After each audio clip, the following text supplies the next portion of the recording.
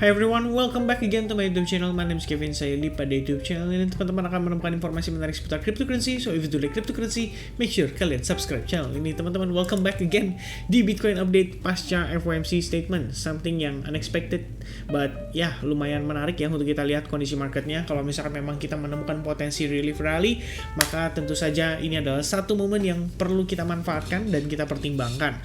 Akan tetapi sebelum saya lanjut lebih jauh, saya pengen disclaimer dulu, saya kasih tahu ke teman-teman bahwa strategi yang saya sampaikan ini, by the time kalian nonton video saya, bisa jadi berbeda ya, bisa jadi kondisinya berubah, bisa jadi kondisinya perlu dianalisa ulang. So please be wise dalam gunakan informasi atau konten yang ada di dalam video ini. Yang pasti ini adalah strategi saya. So kalau misalnya kalian punya strategi masing-masing, itu akan lebih baik lagi karena tentu saja ya memang harusnya decision berdasarkan tangan masing-masing. Alright, so langsung kita masuk ke dalam kontennya dulu, starting from update daripada si Jerome Powell ya. Jadi kalau kita lihat hari ini kenaikannya 75 basis point. Tentu saja ini memang sebagian besar investor itu sudah meyakini hal tersebut berpotensi terjadi. Kita sudah sempat bahas pada video sebelumnya ya. Jadi kalau teman-teman mau nonton nih emergency update which is sebenarnya ini udah lewat ya. Ini udah saya update tadi before FOMC statement. Karena saya lihat banyak banget yang nunggu, jadi ya udah saya upload dulu biar teman-teman punya gambaran dan nggak kaget kalau misalkan ngeliat kondisi market maybe a little bit di luar kendali. Nah yang pasti saat ini menurut saya juga di luar kendali karena posisinya stock market ya, terutama indeks Dow Jones, S&P 500, Nasdaq itu semua malah gain ya, 1%, 1,5%, 2,4%. Dan tentu saja hal tersebut mempengaruhi Bitcoin. Tapi kalau kita lihat Bitcoin, apakah menurut teman-teman ini benar-benar rebound yang sesungguhnya yang kita tunggu-tunggu selama ini? Ataukah menjadi sebuah konfirmasi dari bottom atau potensi bottom pada time frame weekly yang udah kita bahas beberapa hari lalu, yaitu pada weekly moving average 200 dan juga Fibo 100% di kisaran $23.100. Nah itu yang kita belum tahu teman-teman, karena kalau untuk weekly sendiri masih butuh 4 harian lagi untuk dia close time frame weekly. Nah kita balik dulu ke kondisi update yang diberikan oleh si Jerome Powell terhadap kita. Jadi dia menyatakan bahwa pertama yang cukup penting, kenaikan suku bunga 75 basis point atau BPS atau 0,75% pada pertemuan di bulan Juli mendatang itu possible dilakukan ya. Kenapa? Karena balik lagi, dia sebenarnya tadi waktu saya nontonin dia punya live ya, waktu dia ngomong di press conference, intinya dia fokusnya cuma satu, dia nggak akan tunduk sama pengusaha, dia nggak akan tunduk sama yang lain, intinya pemerintah dan lain sebagainya, karena dia fokusnya cuma satu saat ini, yaitu menekan inflasi. Jadi kalau memang ini harus dilakukan, ya mau nggak mau gitu loh. Lalu dia mencoba untuk memberikan sedikit pengertian ke market ya.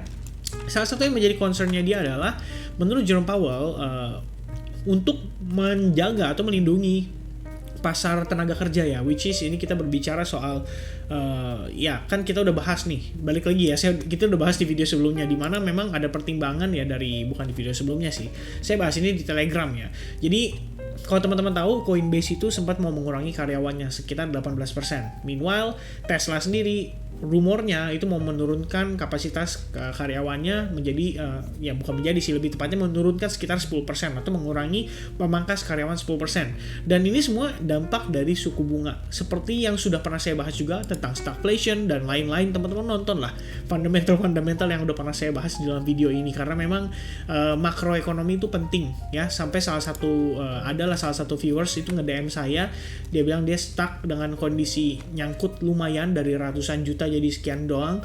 Dia bilang katanya agak menyesal ya tidak memahami kondisi makroekonomi, which means sebenarnya makanya kita bermain di financial market ya, makroekonomi itu harus kita pahami gitu. Karena tadi beberapa kali di wawancaranya ditanya gitu kayak menurut Jerome Powell gimana kenaikan suku bunga ini kan bisa mempengaruhi kondisi resesi ekonomi, artinya bisa mempengaruhi financial market, menurut Bapak gimana ya? Dia bilang katanya ya mau gimana ya, intinya ya dia mencoba untuk ngeles lah jawabnya secara halus.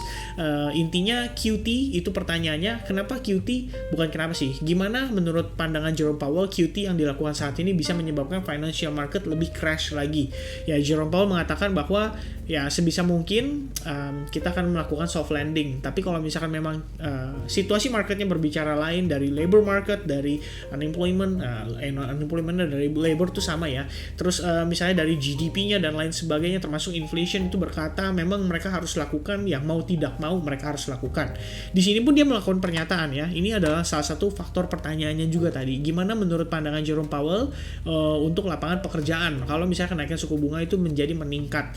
Nah, dia mengatakan bahwa Jerome Powell itu mengakui ya bahwa akan lebih sulit untuk menekan inflasi turun tanpa mempengaruhi lapangan pekerjaan karena banyak faktor yang mendorong inflasi, dan faktor itu di luar kontrol dari the Federal Reserve. Sebenarnya kalau saya bilang bukan di luar kontrol ya, ini kesalahan mereka juga karena cetak duitnya kebanyakan. Tahun 2020-2021 quantitative easing-nya itu terlalu berlebihan, dan salah satunya dia menyatakan seperti kondisi perang di Ukraina, supply chain disruptions ya, karena kita tahu Shanghai sempat lockdown, dan Shanghai itu adalah salah satu pelabuhan pusat kali ya untuk Asia kalau tidak salah. Dan there is a path to get there, he said in the post-meeting press conference. It's not getting easier, it's getting more challenging because of these external forces. Jadi dia nyalahin pihak luar, padahal sebenarnya dari dalam juga ada gitu ya. Unemployment rate di kisaran bulan Mei itu ada di 3,6%. Sebenarnya ini secara historical merupakan angka terendahnya ya. Akan tetapi dengan kondisi kenaikan suku bunga ini tidak mungkin tidak mempengaruhi angka pengangguran. Which means kalau misalkan the next 2 days, 3 days, or maybe next week or second 2 weeks kita ngelihat ada kenaikan angka pengangguran, itu wajar ya berarti, karena Jerome Powell sudah ngomongin soal hal ini. Nah, terakhir yang menurut saya penting, ini key point aja yang saya tunjukin ya teman-teman. Sebenarnya ada beberapa lagi kayak indeks performance dari S&P naik, terus goldnya di sini malah ya turun tapi dia cenderung kemudian naik gitu ya. Terus apalagi ya tadi saya lihat ya ada beberapa yang lumayan menarik. Oke ya, treasury yields itu akhirnya turun ya dengan kondisi seperti ini. Artinya sebetulnya kepercayaan masyarakat atau kepercayaan publik terhadap the Fed sendiri big possibility menurun ya, karena ya Jerome Powell nggak bisa memberikan kejelasan gitu loh. Kayak kita ngomongin ya memang ya serba salah sih menurut saya jadi Jerome Powell ya, maju salah mundur salah gitu. Nah yang pasti kondisi stock market itu menghijau ya setelah Jerome Powell mengeluarkan statement dan melakukan press conference, karena diyakini memang ya mau gimana pun ya ada upaya lah istilahnya dari Jerome Powell untuk bisa mengatasi inflasi. Tapi kalau misalkan memang ya satu-satunya jalan harus meningkatkan suku bunga ya kira-kira begitu ya teman-teman ya. Well actually ini ada sedikit unexpected ya dengan kondisi market seperti sekarang ini.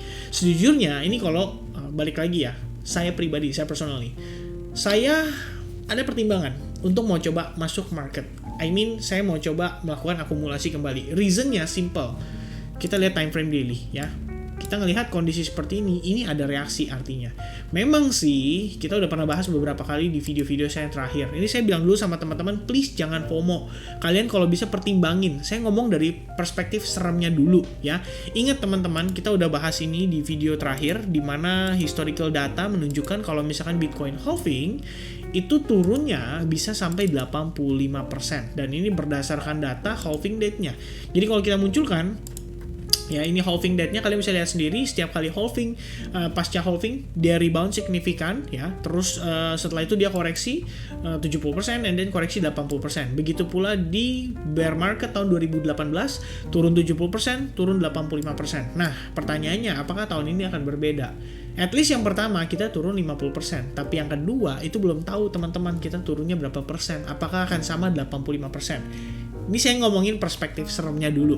So at least if you considering to buy this momentum saat ini, pertimbangkan juga untuk kalian punya saldo sisa at least di $10,000 ya. Maybe kisaran 40% ya, maybe kisaran 30% ya.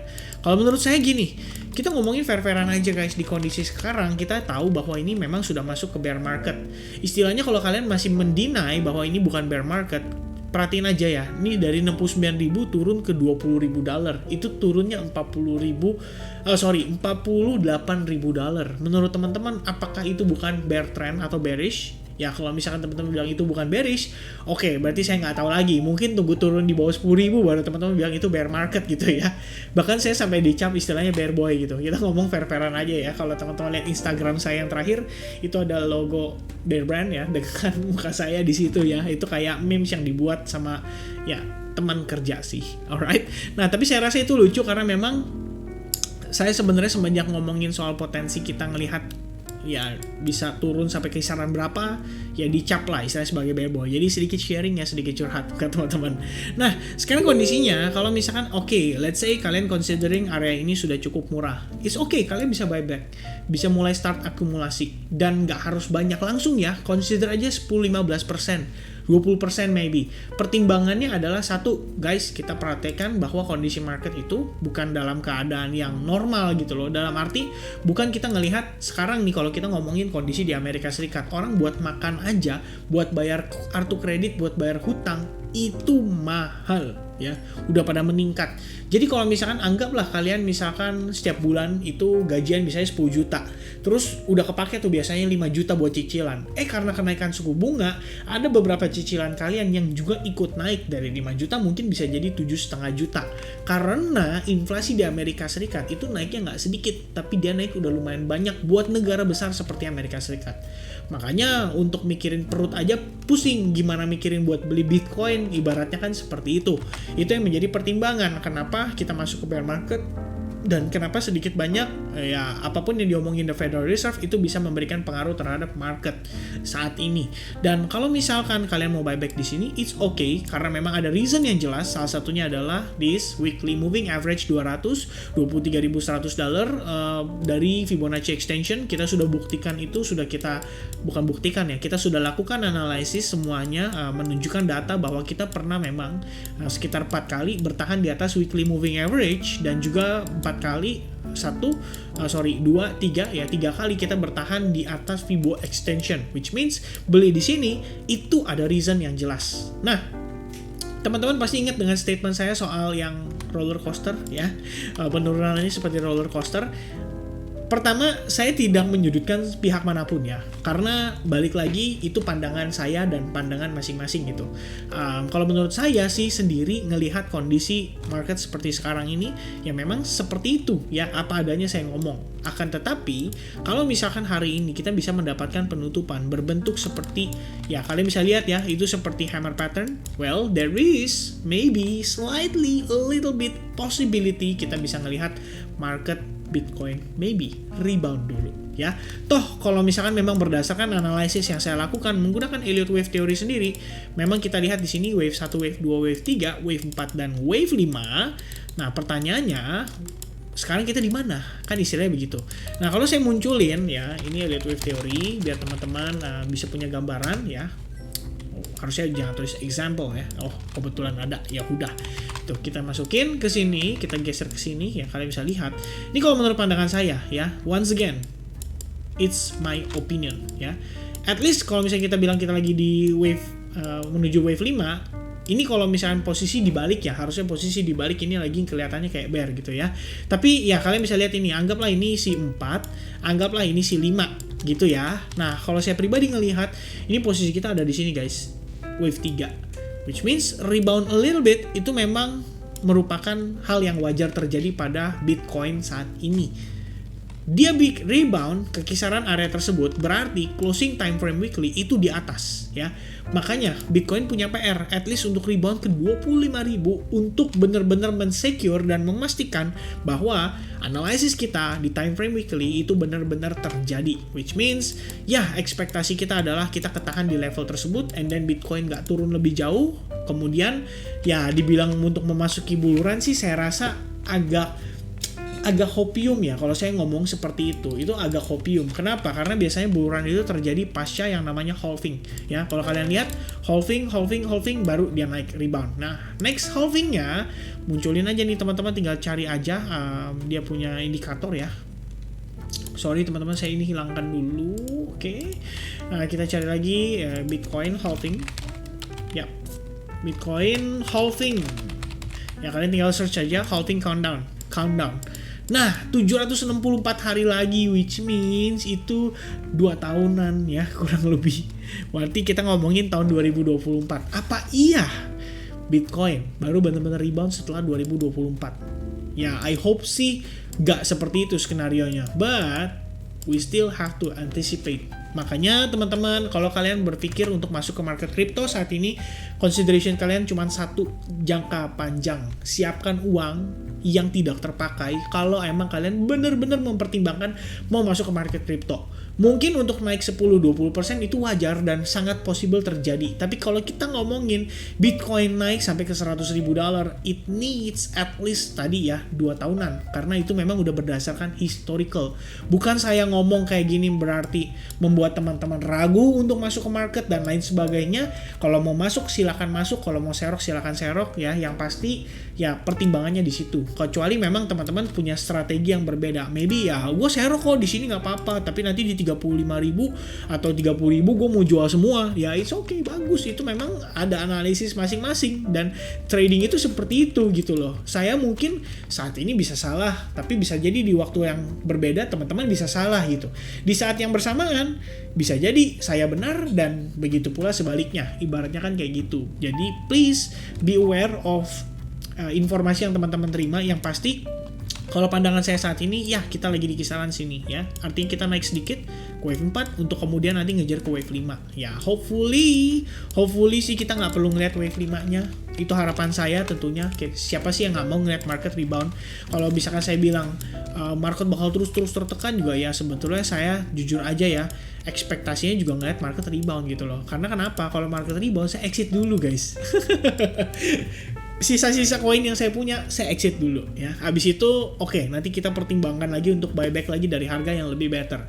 But for now, saya nggak ada penyesalan sama sekali karena memang proses yang saya lakukan transaksinya itu cenderung DCA. So, I already buy di kisaran $40.000, terus saya ada beli lagi di kisaran 30.500 ya. Pada saat dia sideways di sini, I'm expecting a little bit rebound, ternyata tidak rebound. Dan it's okay karena memang akumulasi saya di sini baru 10%, di sini baru 15%. Nah, kalau misalkan per hari ini kita mendapati close-nya dia seperti bullish hammer pattern ya.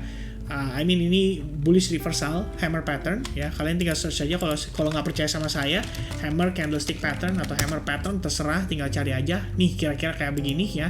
Intinya buntutnya panjang ke bawah, close candle-nya di badan ya, membentuk badan dan cenderung di atas. Maka ini bisa dikonsider sebagai hammer pattern. Maybe saya akan mempertimbangkan untuk melakukan akumulasi kembali pada Bitcoin di kisaran ya angka 15% sampai 20% ya.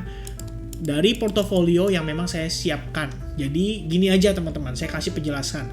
Misalnya teman-teman berencana untuk investasi dengan uang dingin senilai misalnya 10 juta rupiah deh. Oke, berarti di sini kalian masuk 1 juta, di sini kalian masuk 1,5 juta. Ya. Nah, di sini kalian baru masuk lagi 1,5 juta sampai 2 juta. Terus kalau misalnya market kriptonya turun gimana kok? Ngejar sampai ke kisaran 10.000 nih, ngikutin historical data berdasarkan Bitcoin halving date. Ya, itulah cadangan yang kalian siapkan. Bisa kalian buyback lagi dari harga yang lebih better ya. Jadi, bukan berarti lihat harga segini terus kata Jerome Powell begini terus market naik, wah kayaknya bakal aman nih, nggak bakal ada masalah lagi. Ingat loh, Juli masih ada lagi drama-drama kayak begini dan kita nggak pernah tahu bagaimana angka inflasinya setelah kenaikan 0,75 ini. Kalau misalnya ternyata dia setelah naikin 0,75 ternyata inflasinya masih tetap tinggi, bakal kejadian lagi kayak kemarin teman-teman. Turun ini kan karena penurunan inflasi, kenaikan inflasi. Nah, itu yang teman-teman perlu pertimbangkan baik-baik before thinking about investing saat ini ya. Jadi, mungkin itu aja video update dari saya. Mudah-mudahan bisa memberikan gambaran, insight yang positif. Saya ngomong cukup banyak, cukup panjang. Sorry banget kalau misalkan maybe ada pihak-pihak yang tersinggung. Yang pasti, saya tidak menyinggung pihak manapun. Saya punya strategi saya sendiri, investasi saya sendiri, istilahnya duit-duit juga saya sendiri. Teman-teman juga punya uang masing-masing, punya rencana masing-masing. Please stick with it. Kenapa? Karena kalau misalnya kalian considering saya sebagai pakarnya, saya sebagai ahlinya, kalian ngikutin saya pasti profit, itu adalah pandangan yang salah. Kenapa? Karena saya day to day basis, bahkan every hour, kalian tahu sendiri jam saya tidur berantakan. Kalau kalian anggap saya adalah seorang expert, Well, saya berterima kasih, tapi di sisi lain saya juga tidak mau dianggap sebagai seorang expert.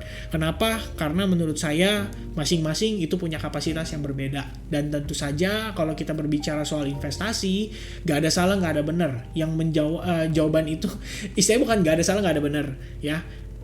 Kita ngomongin investment itu bukan kita ngomongin soal kita lagi ujian di sekolah. Kalau salah bisa ulangan gitu loh, istilahnya ujian ulang.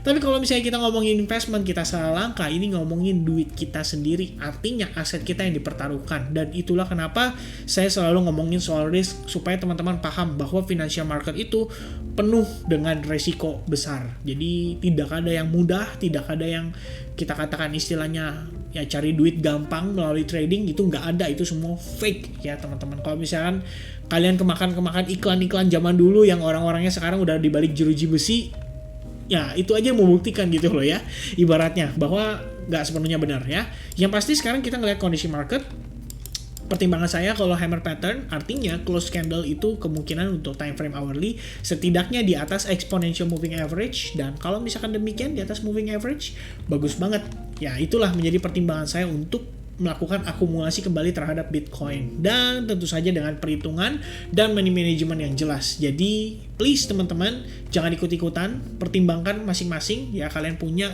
strategi masing-masing, uang kita kapasitasnya berbeda masing-masing, dan tentu saja ya kapasitas uang dinginnya juga beda gitu ya. Kita ngomongin kayak gini kan, ada yang sudah menikah, ada yang sudah punya anak, ada yang cuma perlu bayar kosan doang, ada yang istilahnya ya masih tinggal sama orang tua, cuma mikirin makan doang. Jadi beda-beda gitu loh, kita nggak ngomongin semua sama rata, kecuali kita ngomongin kalian sama-sama dengan saya, yuk kita mulai sama-sama dengan modal 10 juta rupiah, kita lihat nih jadi apa dalam setahun ke depan gitu loh. Well, itu beda cerita. Alright, so I think that's it teman-teman. Thank you very much for watching this video. I hope you guys enjoy the content dan enjoy informasi yang saya sampaikan, saya bisa deliver. Yang pasti kabar baik ya, walaupun situasinya nggak terlalu baik ya dari segi kenaikan suku bunga. But in the end, saya mau bilang dulu, tadi ada satu statement yang cukup menarik dari salah satu viewers. Dia bilang begini, kenaikan suku bunga mau kayak gimana pun, mau berapapun, intinya nggak bagus buat market. Dan I'm completely agree with that, karena kita berarti ngomongin soal resesi ekonomi, dan kalau misalkan orang susah istilahnya buat makan, kita nggak usah ngomongin buat investasi dulu deh. Itu aja teman-teman ya. Alright, thank you very much, God bless everyone, cheers and have a nice day, bye bye.